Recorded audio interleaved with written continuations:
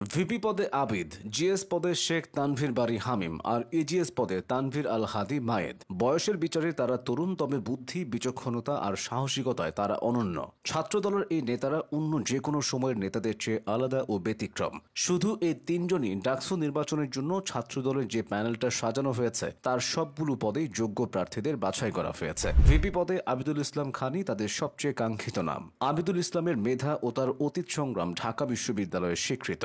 জুলাই আন্দোলনে সরব ভূমিকা পালন করা আবিদুল 2016 সাল থেকে 2024 পর্যন্ত ইউনিভার্সিটি অ্যাডমিশন কোচিং ইউসিসির হেড অফিসে ক্লাস নিয়েছেন। তিনি ইউসিসির ইংরেজি বিভাগের শিক্ষক ছিলেন। অতীতের ছাত্র রাজনীতি তথা গণরুম ও গেস্টরুম কালচারকে বিলুপ্ত করে তিনি নতুন দিনের রাজনীতির কথা বলে আসছেন। বর্তমান ছাত্রদলের যত গ্রহণযোগ্য নেতা আছেন, শেখ তানভীর বারী হামিম তাদের মধ্যে অন্যতম। হামিম ছাত্রদলের প্যানেল থেকে জিএস তথা সাধারণ সম্পাদক পদে নির্বাচনে লড়তে যাচ্ছেন। এই পদে তার সম্ভাবনাটাও বেশ জোরালো, কারণ ছাত্রদলের নেতা হয়েও তিনি লেজুর ভিত্তিক ছাত্র রাজনীতি করেন না। দলমতের ঊর্ধ্বে উঠে হামিম নিজ দলের নেতা নেত্রীদেরও সমালোচনা করতে ছাড়েন না। এছাড়া ঢাকা বিশ্ববিদ্যালয় ক্যাম্পাসে ফ্রি টেলিমেডিসিন সেবা সহ বিভিন্ন সামাজিক ও মানবিক উদ্যোগের মাধ্যমে তিনি শিক্ষার্থীদের কাছে জনপ্রিয় হয়েছেন। ছাত্রদলের প্যানেল থেকে এজিএস তথা সহ সাধারণ সম্পাদক পদে লড়ছেন আরেক তরুণ ছাত্র নেতা তানভীর আল হাদি মায়েদ। লম্বা চুল আর সুদর্শন চেহারা, মায়েদ সহজে যে কারো দৃষ্টিগোচর হন। মায়েদ ঢাকা বিশ্ববিদ্যালয় বিজয় 71 হলের ছাত্রদলের আহ্বায়ক।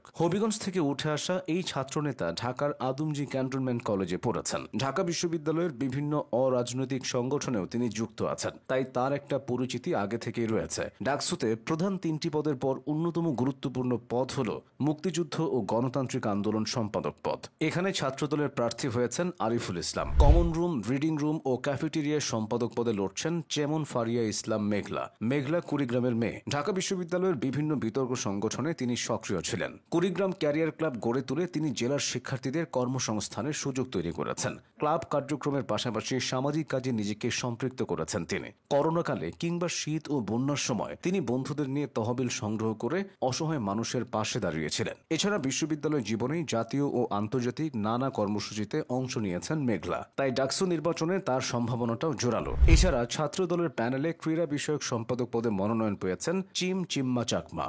চিম্মা চাকমাই ছাত্রদল প্যানেলে একমাত্র চাকমা। একজন ক্রীড়াবিদ হিসেবে এই পদে তাকে যোগ্য মনে করেছে ছাত্রদল। প্যানেলে সদস্য প্রার্থী হিসেবে একজন দৃষ্টি প্রতিবন্ধী শিক্ষার্থীকেও রেখেছে এই সংগঠনটি। দৃষ্টি প্রতিবন্ধী এই শিক্ষার্থীর নাম ইবনু আহমেদ। তিনি ঢাকা বিশ্ববিদ্যালয়ের শান্তি ও সংঘর্ষ অধ্যয়ন বিভাগের 2019-20 শিক্ষাবর্ষের শিক্ষার্থী। তিনি দীর্ঘদিন ধরে শারীরিক প্রতিবন্ধী শিক্ষার্থীদের অধিকার আদায়ে কাজ করছেন। এছাড়া ছাত্রদলের বিজ্ঞান ও প্রযুক্তি সম্পাদক পদে এহসানুল ইসলাম, আন্তর্জাতিক সম্পাদক পদে মেহেদী হাসান, সাহিত্য ও সাংস্কৃতিক সম্পাদক পদে আবু হায়াত মোহাম্মদ জুলফিকার জিসান এবং ছাত্র পরিবহন সম্পাদক পদে সাইফুল্লাহ সাইফ লড়ছেন। পাশাপাশি সমাজসেবা সম্পাদক পদে সৈয়দ ইমাম হাসান অনিক এবং ক্যারিয়ার উন্নয়ন সম্পাদক পদে আরকানুল ইসলাম রূপক লড়বেন। স্বাস্থ্য ও পরিবেশ সম্পাদক পদে আনোয়ার হোসেন ও মানবাধিকার ও আইন সম্পাদক পদে মেহেদী হাসান মুন্নাকে মনোনয়ন দিয়েছে ছাত্রদল। এছাড়া সদস্য পদে জারিফ রহমান, মাহমুদুল হাসান, নাহিদ হাসান, হাসিবুর রহমান সাকিব, শামীম রানা, ইয়াসিন আরাফাত, মনিম হাসান অরূপ, রঞ্জন রায় ও সোয়াইব ইসলাম অমি সহ